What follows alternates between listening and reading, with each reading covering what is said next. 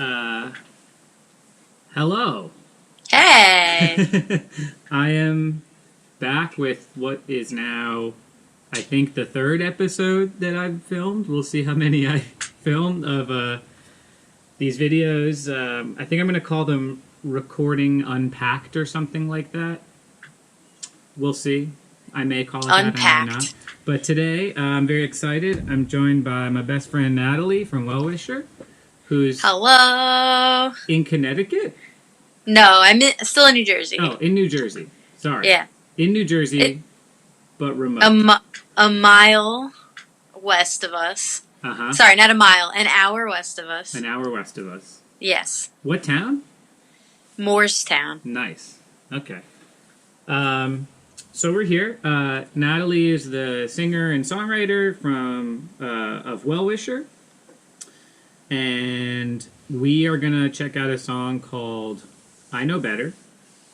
Which, was that the first single released off this album? Yes. Yes. I think so. I think so, too, yeah. Off of This Is Fine, which came out in 2019? 2018. Fall. Or, no. 2018. Yeah, fall. Yeah. Because 2019, this past September was the 1 year. Got it. And it came out on 6131? 6131. And we recorded it in January, I think. I'm pretty sure January of 2018. And I'll confirm that when I check the session. But this was... I like that so far in all three of these episodes, every song has been recorded in a different place, which is cool. Yeah. Yeah. So for this one, we were kind of brainstorming ways that we could go record it that we would feel like we could just kind of hunker down and make an identity. It was the first real album, or the first album from this band. So, and the first time that Lucas, Lindsay, and Ant, who was playing drums at that point, had ever recorded anything for the band. Well, you had done 2 singles before that. So it was like the mission was less like let's get experimental and weird and more like let's find a sound for this record and for this band. And I think that isolation and stuff like that is cool for when that's the goal. So why don't you tell everyone what we ended up doing? We ended up renting an Airbnb in the Poconos, and it was a little bit of a process, but it ended up being not too difficult because the first one that we actually emailed and asked them, hey, is it okay to bring a bunch of gear into your house and record a record there? They responded, and they were like, are you Natalie Newbold? From Dolly's, our band, our old band. And I was like, yes, and this is my new project, and I want to record a record in your house. Is that okay? And they were like, that's sick, yeah. So that was crazy. I forgot about that. Yeah. Yeah. And it was good. It ended up being a pretty big, like, open concept Airbnb. Well, like 2 floors, but the top was all, like, 1 room, basically. So it allowed us to, like, not have to deal with too many crazy small room issues with, like, drums and stuff like that. But, that is funny. I totally forgot that they knew you, whoever the Airbnb host was. Yeah, me and Natalie played in a band together called Dolly's for many years, like 5 years or something. So we have spent a lot of time together before she was in Well Wisher. And we lived together. You lived here. Yeah, so it was cool. I can actually pull up I have some pictures of the Airbnb that I can pull up here. These are all gear pictures. But, like, here's a photo of Natalie. I know you can't see these, I'm sorry. Photo of Natalie in the living room / live room area. And this was sort of all the gear we had in racks. The console was there. It was a Airbnb. But do you have a picture of the house? Did you put that in there? I think you sent me one. Let me see. I didn't bring them all into the session folder, but photo video. Yes, I have it. So here are some pictures, some film pictures of all of us. Yeah, this is the living room. This is us unloading many vans we took. This is Lucas looking incredible. That's me, a very different version of me, and Lindsay. That's who beat Zelda Ocarina of Time? Lucas did. Lucas did. Wow, great job, Yeah. Lucas. Yeah. That was the first iteration of my Sleep is for Sheep tape, which is over there now. Yeah. Sorry, this is less interesting, but it is very house. There's Ant on the drum set. There, yeah, that's the Airbnb. So, that's where we went. But before we started recording, is it 10 songs on the record? 10. Yeah. You guys had, like, jammed and rehearsed the 10 songs a decent amount. And the first thing I ever heard before we started recording was this demo, which is cool, because all the demos that I've shown so far, and I think will show, are all, like, garage bandy production demos. And your guys was a band playing in a room, which is a great kind of demo to get. I love that. Because you can kind of hear what the song's gonna sound like if the band tracks live. There's not a ton of low end in it, so it's hard to hear the bass. But the song is pretty much the same, but a lot of the parts, the bass and drums and guitar parts, evolved a lot when we recorded. So I'm going to play a little bit of the demo. I'm going to play a lot of the demo just to hear a few of the differences, which is very interesting to me. Drive my lamp through the all who I'm getting clean. I can see a difference to me. Mind yourself what you're made of. 'Cause I know better.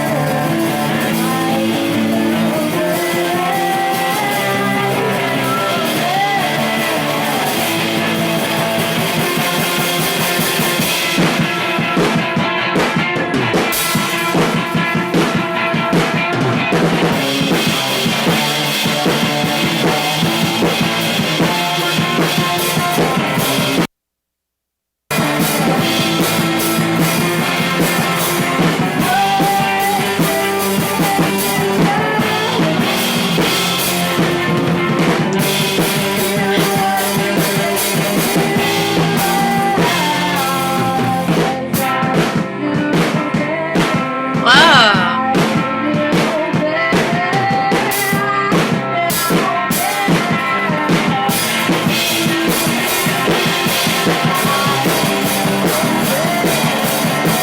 Cool. Very Wow. cool. So different. Yeah, the Crazy. bridge is super different. The drum fills and parts are different. It's cool, but it's still the same song. That's what's so great. And, like, it feels like you guys playing the same song but a different version of it. But, yeah, you know, when you're working with a good song, it's all just, like, choices. But I think that's super interesting. For anyone familiar with the actual finished version of the song, which you can stream wherever, that's super interesting. So let's start by talking about the drum. Was there anything else you want to talk about before I start going into this? No, that demo just blew my mind. Yeah, that is cool. I listened to that today when I was sort of preparing for this, and I was just like, whoa. So I remember that it was a lot of like that was the one song on the record that was sort of like a culmination of different parts that I had written that I liked but didn't know how to put together. So it was like writing that song, I had the chorus, and then I kind of was just like adding other things that I had written before that, like hadn't fit into other things. So it was like nice that it all just kind of came together. Yeah, one of my favorite parts about this song structurally is the bridge, like the "What's the meanest you could be," because it's like truly a middle eight. Like it just links for a second. Yeah, you know, it's like a Yeah. really effective bridge for like a quick, hard hitting song, and I love that structurally. Yeah, and I think that it's like that other like classic combo of like chorus, chorus, chorus, like just give them all the chorus. Yeah, as many times as possible. we're very on the same page with that. So we set up drums first, but we also set up so that we could live track, and we did track all the songs with scratch. Both you and Lucas playing scratch guitars, Lindsay playing scratch bass, and you singing a scratch vocal. Which maybe, as we dig into this more, I'll pull some of them up, maybe to see if they're any different. I haven't listened to those yet, but they're in the session. But the drums were mic'd and set up, and we kept drums from the live tracking. So there's some bleed and stuff in there, which is really neat. I like that. It kind of gives it more of the roomy, like we're in a imperfect space. So the drums themselves, I don't have a picture of the mic set up, but I do have that one picture of Ant sitting at them, which I just closed, but that's fine. So the drums themselves, do you remember what drums they were? They were Ant's or your, like DW's or something. It was... No, I don't... It wasn't mine. I think it might have been his. It was Ant's. Yeah. And I don't remember, but we ended up taking the bottom heads off the toms. Yeah, we did all kinds of stuff to try and make it work with the room. We got just the sound of the drums that whole first night, and we didn't even do any sound getting with mics till the next day. I remember that. Yeah. So here's what I got on the drums. I have the track sheet up. We did, kick was just one mic. It was an RD4 big ribbon mic through a Cappy VP26, which is like a API clone, through an Electra EQ. We've seen these a lot. I use them a lot. I love them, especially for drums, because you can really carve like tiny resonances and find like what the fundamental of the kick is and super notch it out. Then I used a 1176 clone from Warm Audio. Snare top and bottom. It was a 421 and an RE16 on the bottom, which is an Electro voice mic. Same pre's, and then an Electro on the snare top. Same thing with the 1176 clone. Then we had a mono kit ribbon mic, and I'll kind of go through these and solo them, but the mono kit ribbon mic was my other R84, the other ribbon, through a same pre, and then a tweaker, which is a really incredible compressor from Cush Audio as well. Pretty much everything Cush Audio makes is something new, but all based on something familiar, and I love their gear.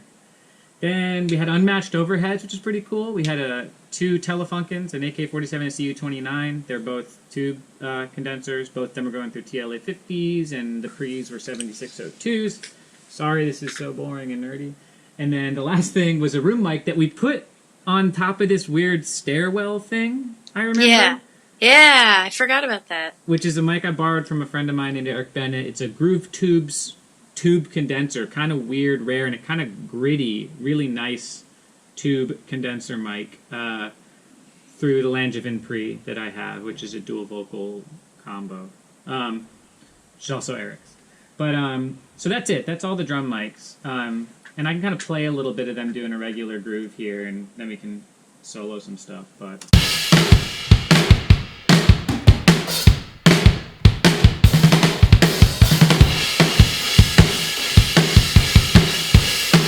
no tom mics either. We didn't use tom mics. I tried to get like a Glyn Johns overhead thing to get a lot of the toms. Also, this was mixed by Tim Pinella and mastered by Tim.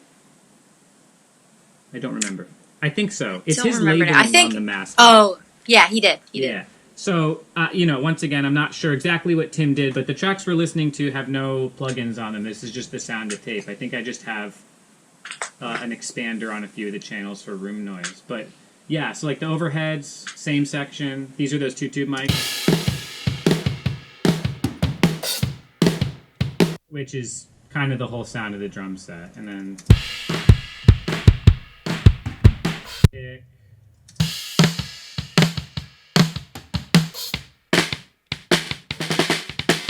Mono kit I didn't have very high. I guess that wasn't super useful. The room mic, this is the room mic on the stairwell.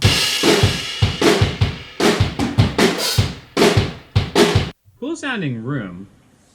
And then I set this up, this here was an extra reverb room track just to get the drums even roomier when we were listening back. I'm sure once again Tim did his own stuff with room reverb or whatever.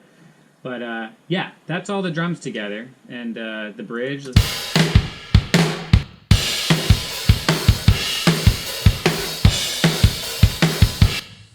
Cool sounding room. And great performance by Ant. We really worked on the drum parts a lot. Yeah. You know, We were changing stuff on the fly, and the fills, I remember, because Natalie is a drummer first as well, which is an awesome asset in a session to have someone other than the drummer also have a vocabulary on the instrument and have a way to sort of like communicate with the drummer. It can be hard sometimes, but I think that it was awesome having everyone sort of like focus and pay attention and try and like serve the song with the parts and everything. yeah, he's like incredibly talented and like zero ego. It's just Yes. like, oh, like, can we try to start this part at like volume 2 and then raise it to 7 and then have it at like 10 by the end of the song? And he'd be like, got it, and just do it. Like, you know, he's just like very, very adaptable, like to whatever. So it was awesome working with him, I think. Yeah, and that session, that iteration of Well Wisher, and the current one, you've been really, I guess, fortunate and also smart to surround yourself with people that there aren't really. I've never experienced any ego issues with anyone in the band, which is not like, you know, that happens and it's totally fine too. Like that happens with me when I'm in bands, you know. But I think that the people that were on that session, it was like one of the chillest, most agreeable sessions I can remember. You know, Yeah. Lindsay and Lucas couldn't be chiller, and then, like you said, Ant would like not say much and then just do exactly whatever someone's idea was and be willing to try new things. Really cool. Yeah.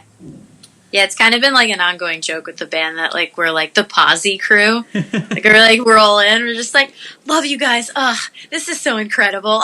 Like everybody's like, like, I love shut that. up. That's a nice relief because, you know, people, there's a huge spectrum of how like seriously people need the experience of recording, how serious they need it to be. And I think that like there's no right answer, but sometimes it's nice to have a session that's just happy. Yeah. Yeah. It was like so nice. Like I very fondly like remember like us all making dinner at the end of the night Yeah. and like hanging out and like playing games. Like it was just really fun. It was like the dinner island / pedal storage zone, so we'd have to like move a bunch of pedals Yeah. to make dinner. Every time, yeah. Let me pull up the bass here. So, bass, like I said, we just cut a scratch, which we just used the direct out of of Lindsay's Ampeg Portaflex head for this scratch. I don't know if it's really worth listening to that. But when we actually recorded bass, we did a DI, which was a Groove Tubes brick DI through an 1176, and then the amp ended up being my Somatone head through Lindsay's Ampeg cab with a Sound Deluxe U195 on it through a TLA 50. And the amp is a big part of the sound. I remember trying to get the amp to drive a decent amount and use the DI for the low end, but I don't always record bass, DI, and amp, and this is one of the most successful experiences I've had with it. Because, like, phase and bass can get really scary, and I think we worked really hard to move the mic to get this really, really in phase, but I remember being very satisfied with, watch me play and it's going to sound out of phase, but I remember being stoked on this sound. So here's like a chorus on bass.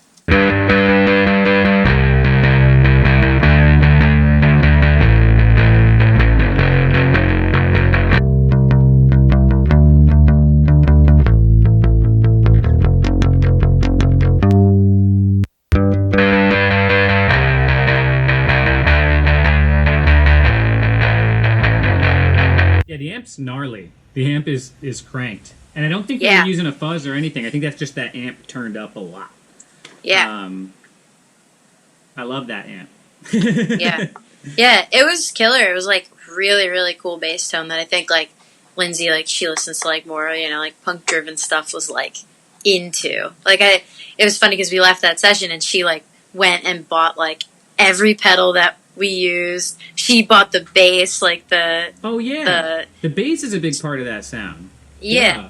Yeah, the bass was oh, let's see if we wrote it down anywhere. It was John Rodney. It's an Gibson EB something, The short scale like the like- SG bass. SG bass, yeah. But it doesn't have the mudbucker. It had two like smaller looking pickups. I don't remember the model. I feel stupid, but it's some kind of Gibson EB, and yeah, I mean, it rips. And Lindsay went and found the same bass from the 70s. The same and exact bought bass. it. So now I have two friends with this bass. Yeah, very cool. She uses it at every show. It's She a loves great that thing. bass. Yeah. I love short scale basses, and I think that's nice. It was really nice for this song. So I'm gonna play a little bit of the bass and drums together, just to kind of hear the vibe. This is sort of like the foundation of the song. There's not a ton of overdubs in this song, so this is kind of like the low end is here.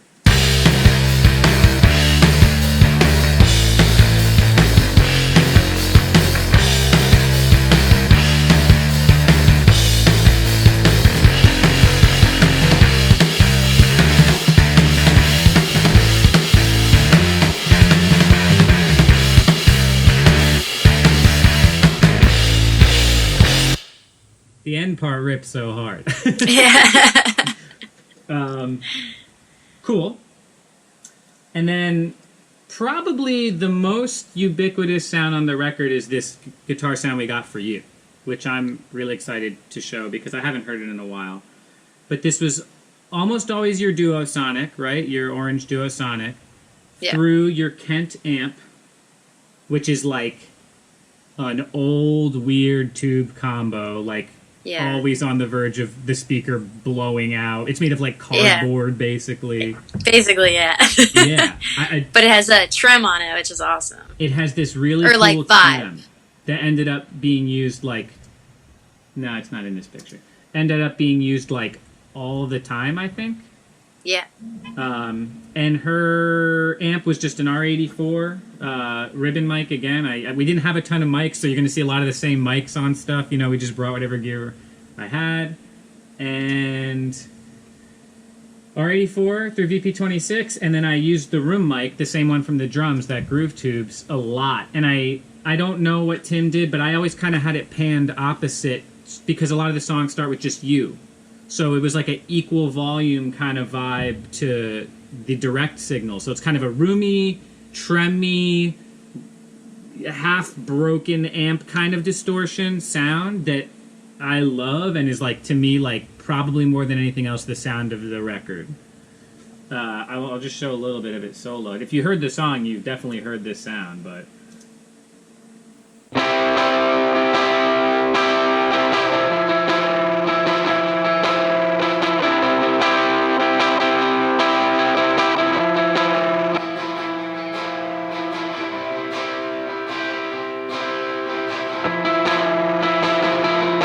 And I'm not doing much in Pro Tools, adding a little top end to the ribbon, it looks like, and adding a lot of top end and taking away a lot of 600 from the room mic. And then I have a CLA3A on the close. And it looks like I de-noised it too. Maybe it was like had like a ground hum or something, but Yeah, I think maybe there's a pedal that we were using as well in the chain. I think as far as I have, I mean, these notes seem pretty thorough. It was an EP booster. It was the only pedal I ever used on that, just to make the amp drive more. Yeah, it must have the amp must just have been noisy. Yeah, I think it was, power might have been, it probably wasn't grounded, so it looks like I have some noise removal stuff on here that I printed, but that's about all there is for that. And that goes the whole song. It never changes. That song never stops playing. That is just...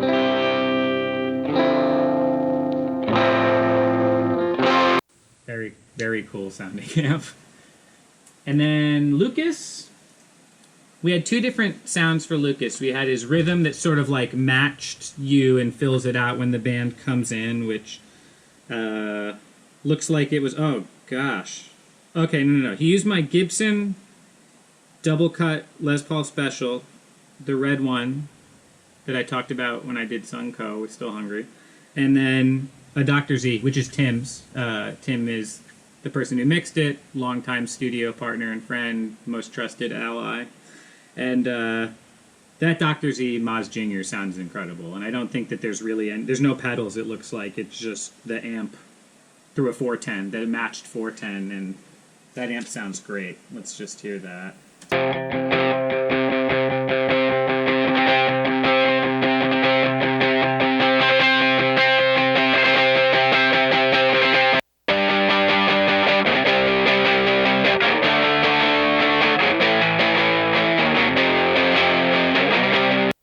I'm doing to it is adding a little top end from Decapitator and this LA3A again. I think probably part of it was we had the speakers set up in this like untreated room, and maybe things sounded brighter to me there, because when I got home, it seems like I added top end to a lot of stuff. I added like 8K and up to a lot of things that maybe I wasn't hearing right. I've done a few records like this. This was the first one, I think. But I've done a few.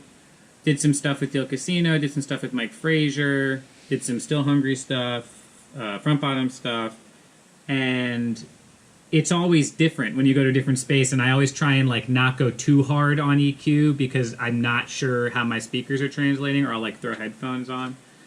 But it's fun. It's definitely fun to do, to like get everything to work in a weird space.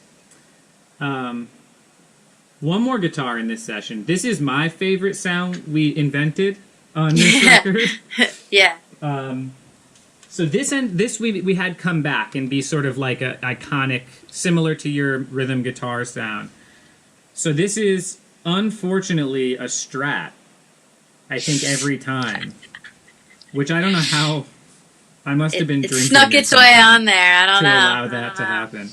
I think part of it was like, so, like we have like that Lawler sponsorship, Yeah. and we had gotten the pickups for my guitar, but hadn't gotten the pickups for Lucas's current guitar that he plays yet, and that guitar just wasn't cutting it. Yeah. So that's how the Strat made it in. I think it was like full neck pickup, so it wasn't one of those in between quacky settings, because it wouldn't have worked, I don't think, with this sound, but Yeah. whatever. So it was a Strat through a Showman, which was Tony, not Ants. Tony came and did video and photo. His Showman, like big old high-powered Fender head, through a 215. But the thing that was cool, the two things that were cool, were the signal chain was a Fuzzalo, the Fuzz Factory people, Zvex, a Zvex Fuzzalo, which is just basically one setting from a Fuzz Factory, a Cathedral reverb, which is that EHX like giant insane reverb, which we were using like a room reverb after the fuzz, then through a Mobius doing the detune vibrato really slow. So same as what I was talking about 2 episodes ago with the sound in Sunco. It's vibratoing an already fuzzed and reverbed sound, so it just like, it's really intense sounding. And then we had a mic on that amp, but I also had this pair, which I don't have notes on, but I remember, a pair of Octava condensers in the room that we would use for like background vocals and stuff like that. And I recorded the room mics. And looking in the session, I didn't remember this. In the bridge, when Lucas first enters with the do-na-no-no, it's just the room mics. I didn't give Tim the direct mic. And the direct mic only happens in the last chorus when Lucas is ripping the riff. Cool. Pretty cool. And the other thing was that we struggled really hard to find as many ways to play these melodies without having to move a finger and doing cross-string movement, so there'd be as much dissonant rubbiness. Yeah. So I think this whole do-na-no-no, Lucas doesn't move his hand. Yeah. And I'm glad Lucas is such a competent guitar player, because I really beat him up a lot. I was like, no, that's almost it. Like, we'd know the melody, and I'd be like, no, you need to find a way to get that last note so it rings against the second to last note. He was like, I can't stretch my hands that much. Yeah. But Lucas is an incredible guitar player, so I'm going to solo it for a little while so you can hear the room and then with the direct.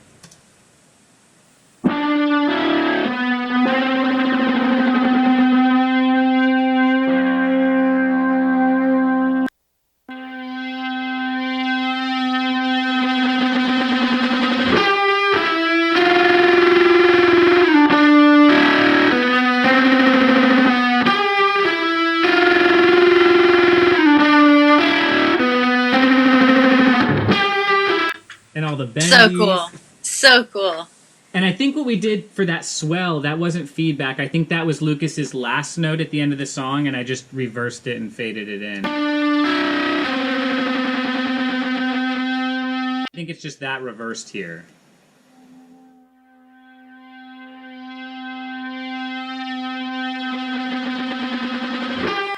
just to Oh, I make forgot we did that. Yeah. chorus 3 rip. Or Yeah. chorus 3. Yeah, the Yeah. double chorus. Yeah. Um, Kind of a triple chorus. triple chorus. Yeah, that's true actually, because it's got the build. Just as many choruses, like 6 choruses. Yeah. And then we were so stoked on that melody that Natalie had brought this keyboard, which was like a Casio. No, it's like a Yamaha. It's Porta Studio, I think it's called. So Hold on, I think it's got I a little have it drum machine built in. It's got a whole bunch of Porta Sound. That's what it is. Porta Sound. So that came up on a few songs too, and we would always kind of use it to like double something Lucas was playing or like a vocal, and that was just DI'd through the tube DI. But we consistently brought back this like very elaborate plug-in chain. So let me play the sound first, and then I'll kind of deconstruct and go back to what it originally sounded like. But so here it's just doubling Lucas, and at the end.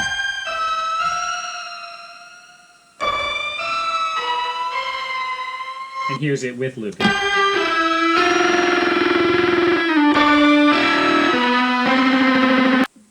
It's cool. Yeah. Big. Yeah. Love So it that. I looks forgot like what that plug-in- sounded My like. notes just say plug-in chain. Yeah. Which might be the only thing that we kind of went hard with plugins in on this record. But, okay, so here's the sound before any of the stuff.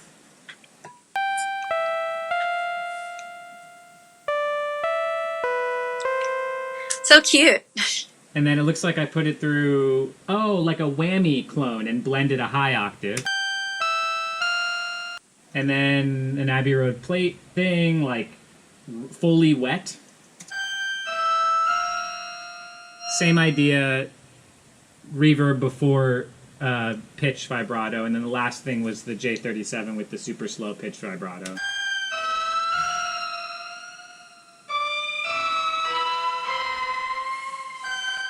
And then that's the sound. And That's that's the on sound. like Why Not You. That's on like 4 songs, I think.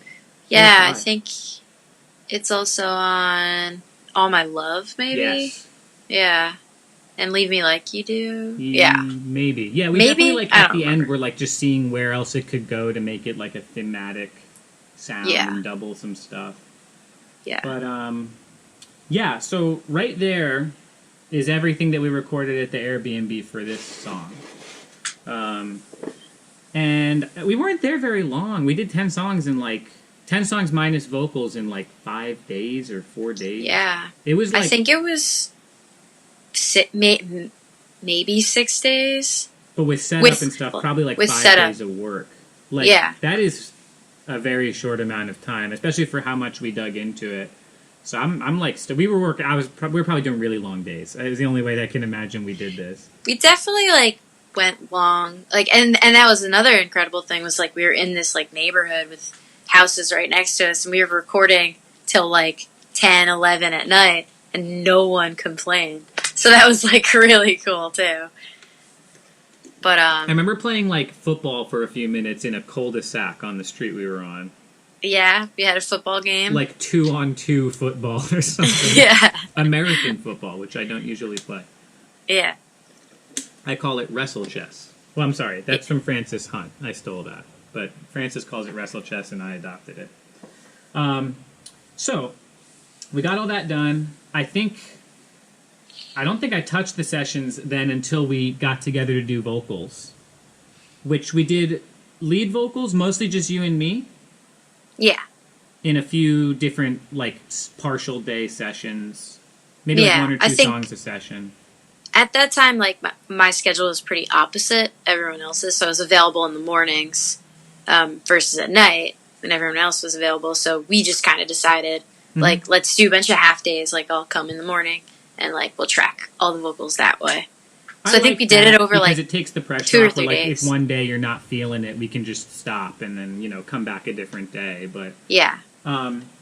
it looks like we didn't go too insane. Natalie's a very consistent and incredible singer who has a lot of Thank control you. over her own voice. So, like, Thanks. I know that we made that discovery with Dolly, is just you being able to listen to yourself back and not have to listen while you're singing, which isn't the same case for everyone, is really helpful for you. And I know that we would like do a few takes, listen together. You'd immediately always just be like, okay, I know like 3 things I have to change. And I would be like, oh, and maybe try this. And you'd be like, cool. But like, it looks like this comp I'm pulling up is like, you know, the whole verse is from 2 different takes. The chorus is from 2 different, like, it's a very minimal comp. It's like whole half, you know, like a whole section basically we took. So I don't think this was like a really elaborate vocal tracking. I think you just went in and sang it. Yeah, I remember sometimes, like, cause you know, I definitely like had practiced a lot for this record and stuff. It being like the first Wallish record, and like all my songs. So I remember finishing a vocal track and like it being like the second one, and like looking at you like, okay, and you're like, yeah, I don't know, it's just good. Do you want to do another one? And I'm like, shouldn't I do more? I guess not. If you think it's good, I think we're good. I think I would have to say I have spent more hours recording you singing than any other human on Earth. Yeah. So that helps. That helps because we don't. There's certain things when you gain that level of familiarity, you don't even have to say. It's just like, okay, I know, and it's like easy to communicate. It's hard recording a singer for the first time because you got to learn like, oh, even if you bring up this super innocuous thing, it might make them uncomfortable and throw them off. Or maybe they don't respond well to certain types of criticism, or they respond really well to types of criticism. That's like a tricky thing to learn and navigate when I first record someone. So like, luckily we've lived together and recorded together for a really long time. So this is a very painless process. All the vocals, all of Natalie's vocals on this record were recorded through a Warm Audio WA-47, which is a U-47 clone, through a 7602, which is a 1073 clone, through a tweaker, the same compressor I've been using on a bunch of stuff here. I've tried many mics on your voice, and I know that basically something in the world of a 47 is what we generally like the most, you know, more than like a SM7, which I use a lot right now, or like C12s or super, super bright stuff. I think we kind of settled on the 47 pairing with your voice the best, and that's kind of what we've used for the majority of the stuff we've done in the last few years. And then I have some plugins on it in the session, just a de-esser. This is all for listening back. This C6 setting is actually like a Natalie preset that I've made that Tim helped me figure out when we were mixing Dolly's stuff. We just found this multi-band compressor was really good at sort of like eliminating this one resonance your voice has and sort of bringing out some clarity in the like upper range. And I just have it saved, and I just bring it into sessions like whenever we're recording. That's unique. I don't use this plugin for anything other than Natalie's voice. And then adding some top end, which is wild. The 47 is pretty bright. And then compressing a little bit on the glue setting on the UBK one, which is just an 1176 model, I think. And then some RVox, again, not doing much. All of this is probably going to not sound super different from the raw voice, but if it's okay with you, I'm going to play the solo vocal a little bit. Yeah, totally. When all you can see are different ways to hurt me, remind yourself what you're made of. I know better, I know better, I know. So that's the UBK distorting the saturation, but it's nice in the mix. I want to try and take some of these things off real quick and do a little example too. So... What's the meanest you could be? So that's just the mic. To the one you say... And then... What's the meanest you could be? The C6 is incredible. It's really interesting. Without... What's the meanest... What's the meanest... Just like this like 5K thing that it just like... I'm sorry, I know you can't really hear it over there. It's through a laptop, but it is kind of amazing to listen to. Yeah. So other than that, you just have a double in chorus 2 and 3. You did the yell, which is great, which was like far away from the mic vibe. Oh yeah. Which is right before chorus. The second of the triple last chorus kicks in after the build-up.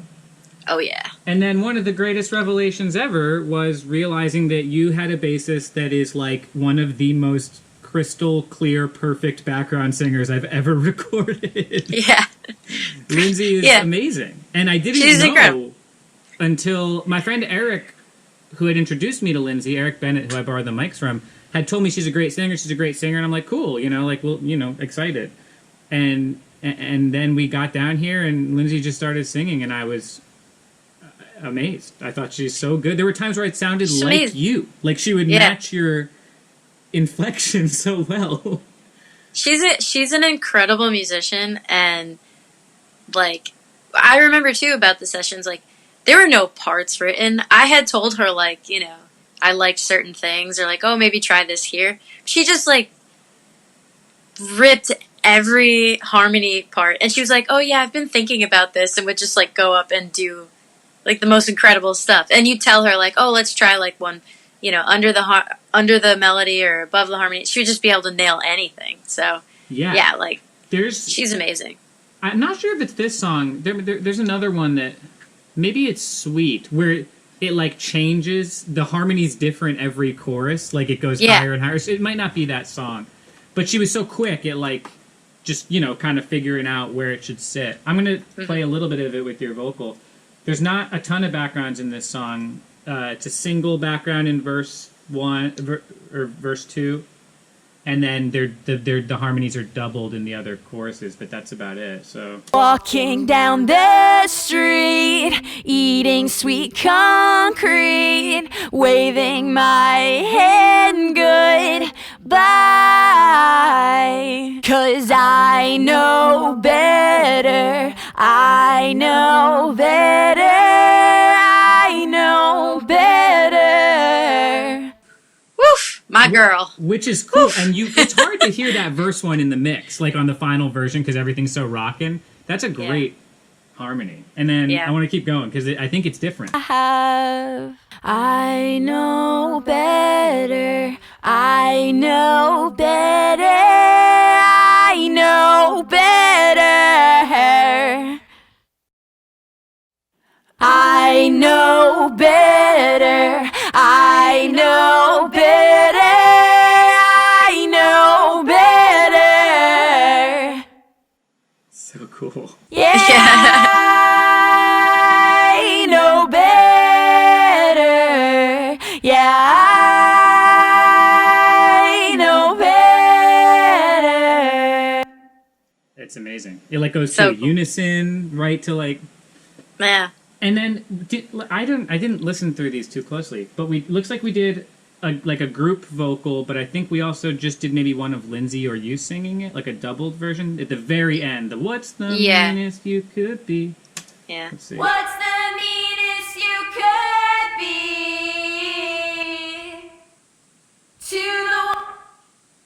What's the meanest you could be? I think they're all just everyone in the room. Yeah. Yeah, just gang vocals. Some gangs. Group singing. Group singing. Which I love that. Actually, let me play that arrangement a little bit. By the end, like, the arrangement's so nice if you just do, like, bass drums and vocals, like this thing. I know better. Yeah, I know better.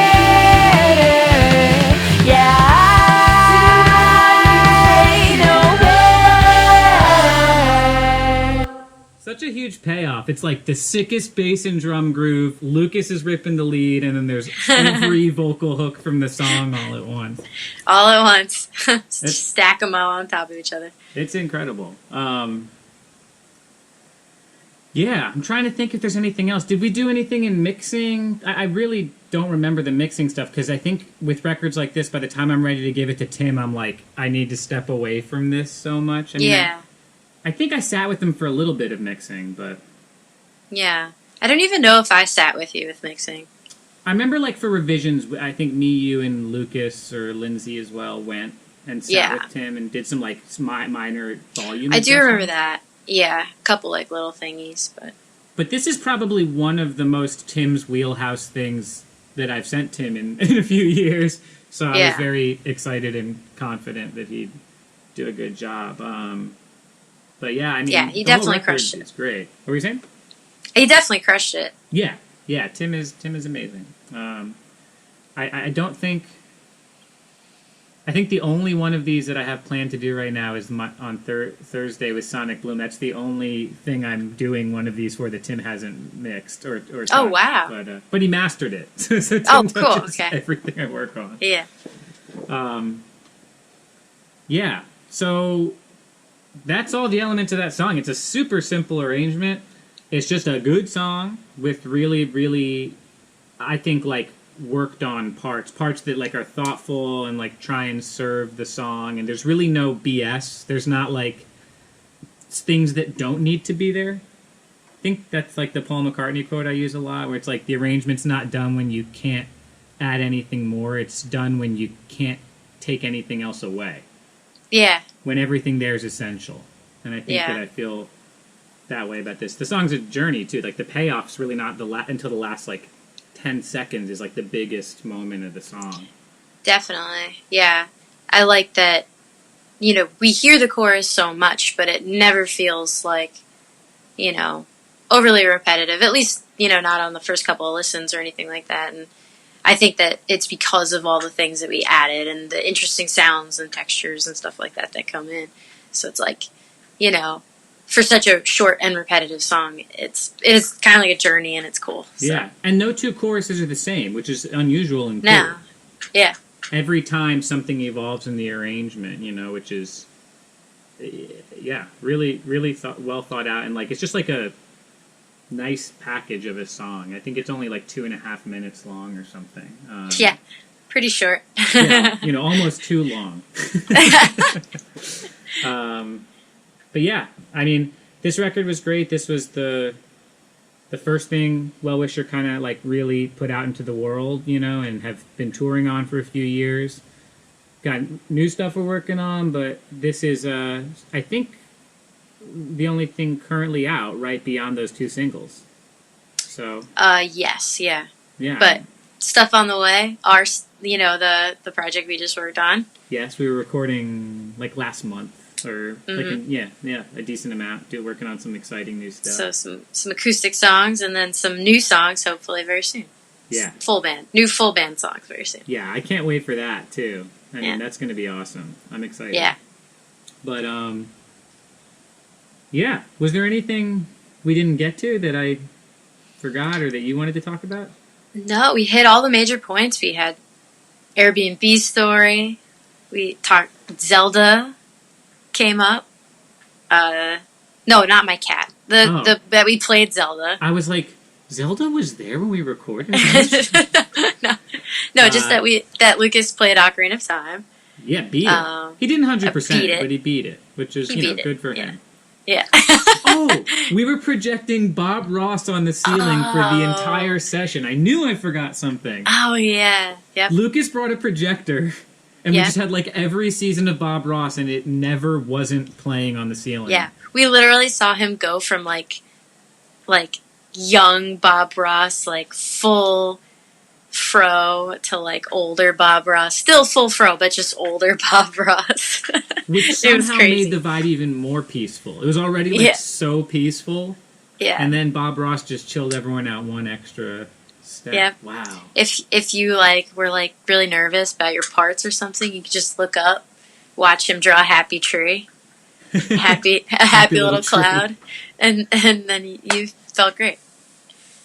Well, amazing. Thank you for letting me do this. Thank you for letting me show people the behind the scenes of your art, which I'm trying to thank everyone for, because that's really important. Like, you know, soloing stuff is not something that you ever think is going to happen when you're recording, that anyone will hear that. So I'm super grateful that y'all have been cool with this, and yeah, I think it's interesting, and I think that I think that hearing some, especially the vocal stuff soloed, is like exciting. I didn't remember a lot of that, you know? Yeah. No, it's nice to look back on it like that, because like when you're building it, it's like all those like blocks are so important, like all those parts, and then you're like you have the final product and you just listen to that.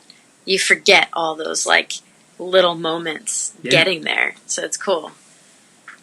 Well, do you have a way that you... I never know how to end this, so what would be your idea on how I should end this video? I'll end this video for you right now. Okay. Thanks for tuning in to Erik Unpacks Songs. Wait, is that what you want to call it?